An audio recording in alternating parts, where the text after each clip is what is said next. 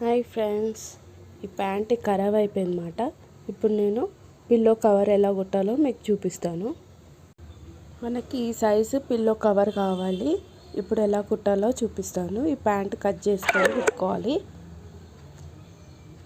ఈ లెంత్ కావాలి. ఆల్రెడీ నేను ఇలా కట్ చేసుకున్నాను. ప్యాంట్ని సపరేట్ తీసుకున్నాను.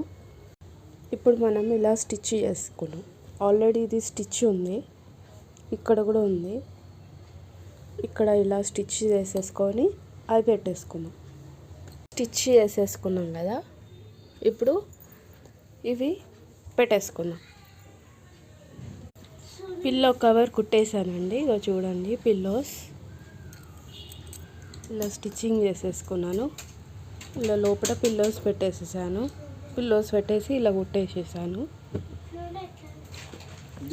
3 పిల్లోస్ కవర్స్ కుట్టానండి. చూడండి, ఈ 2 షర్ట్స్, ఇదేమో ప్యాంట్. మనం పడేయకుండా ఇలా కూడా కుట్టుకోవచ్చు. మీరు కూడా ఇలా ట్రై చేయండి.